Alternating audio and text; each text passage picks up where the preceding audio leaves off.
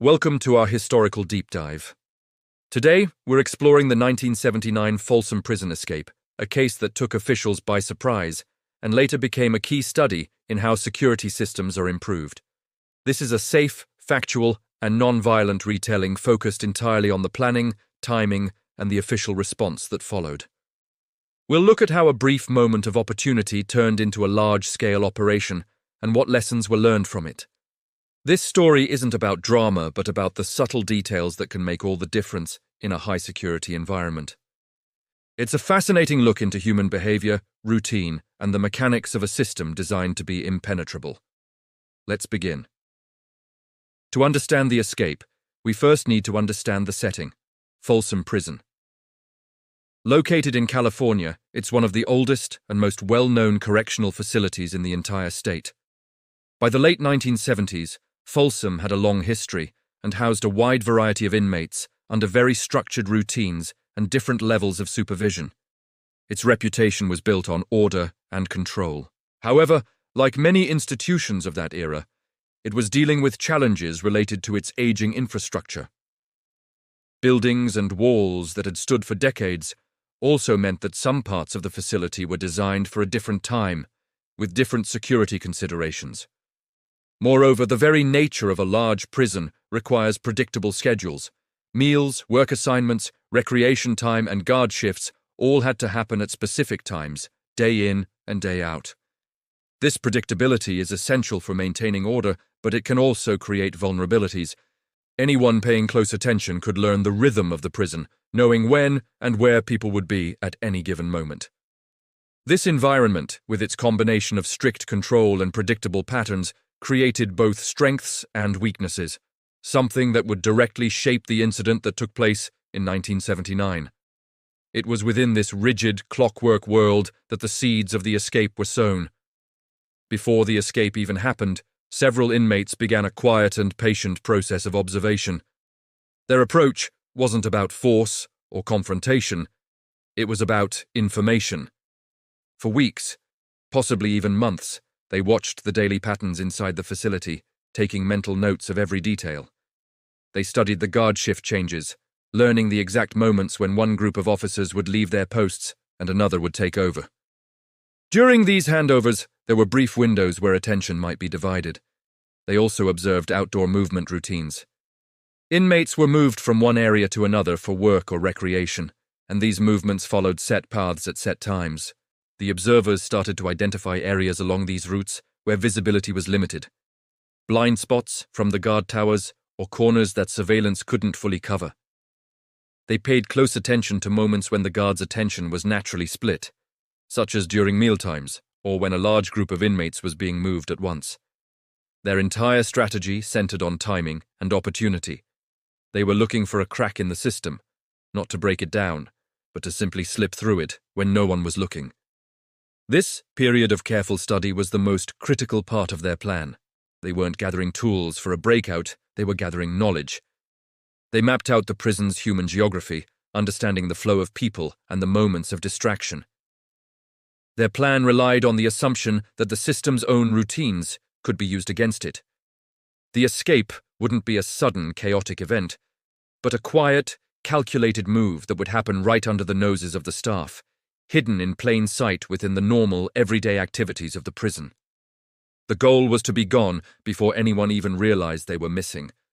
On the day of the escape, the individuals put their meticulous planning into action. Their entire strategy hinged on exploiting a very brief gap in supervision during a routine movement of inmates inside the prison. It wasn't a time of emergency or chaos. It was just another ordinary day, which is precisely why it worked. As a group of inmates was being moved from one section to another, the escapees joined the flow of people. They blended in perfectly, not drawing any attention to themselves. To any observer, they were just part of the crowd, following the established procedure. Their first step was to move with this larger group toward a pre-identified area with limited oversight. This was a spot they had pinpointed during their weeks of observation, a location where guard towers had a blind spot or where a supervising officer's view was temporarily obstructed. Once they reached this point, they separated from the main group. The movement was quick and decisive. From there, they made their way to a vulnerable location on the perimeter of the prison. This wasn't a heavily fortified wall, but likely a less monitored fence or gate that they had identified as a weak point. The most remarkable part of this moment is that there was no force or conflict involved. No alarms were triggered, no guards were confronted, and no violence occurred. It was an escape based purely on stealth and timing. They slipped away during a brief lapse in coordination, a moment when the system's attention was focused elsewhere. By the time the main group of inmates arrived at their destination and the count was taken, the escapees were already outside the prison walls. The entire event was over in minutes, executed with a quiet precision that left no immediate trace. Once the discrepancy in the inmate count was confirmed and the escape was discovered, the prison authorities reacted immediately, activating established protocols for just such an event. The first step was to initiate an internal lockdown and conduct multiple, thorough headcounts to confirm exactly who was missing and to ensure no other security breaches had occurred. Simultaneously, an alert was sent out to all neighboring law enforcement agencies, local police departments, sheriff's offices, and state highway patrol. This created a coordinated net of surveillance across the region. Search efforts were launched almost instantly.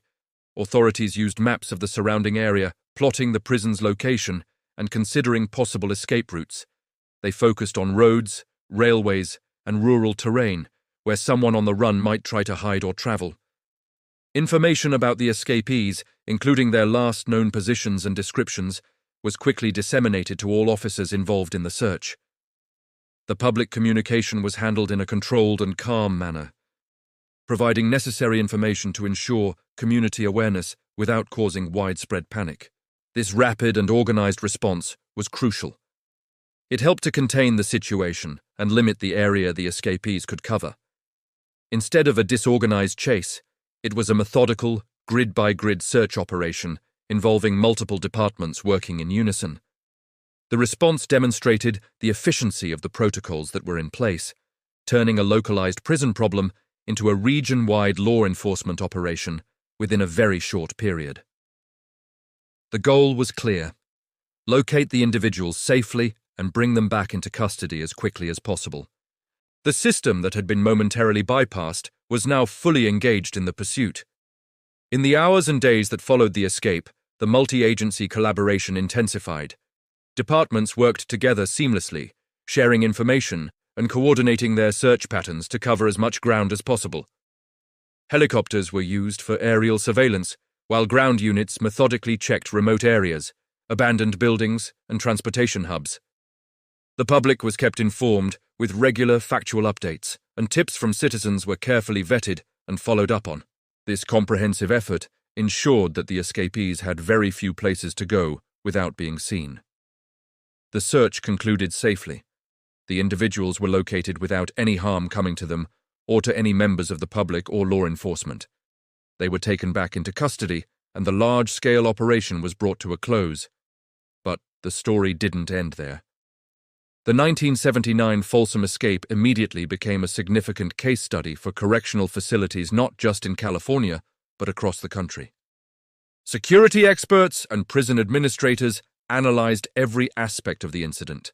They examined how the inmates were able to observe routines for so long without raising suspicion. They reviewed the specific vulnerabilities in the prison's layout and supervision schedules that were exploited. The incident demonstrated in a very real way how even a small, momentary oversight could lead to a major security breach and trigger a massive, expensive, and resource-intensive response. As a result, many institutions began to re-evaluate their own procedures, looking for ways to introduce more unpredictability into their routines and eliminate blind spots in surveillance. The escape served as a powerful training case for future security planning. The 1979 Folsom Prison escape is remembered today not as a dramatic or violent event, but as a quiet, calculated lesson in human behavior, security routines, and the impressive speed at which authorities can respond to a crisis. It highlighted the constant cat-and-mouse game between those trying to maintain security and those looking for a way around it. The incident underscored the importance of dynamic security measures, protocols that don't just rely on walls and bars, but also on unpredictable human elements. It showed that the biggest threat isn't always brute force, but careful observation and patience. This case remains an important chapter in the history of correctional systems, reminding us that security is an ever-evolving field where even the smallest details matter. Thank you so much for joining this historical exploration. If you found this story interesting, be sure to follow our channel for more deep dives into fascinating events from the past. See you next time.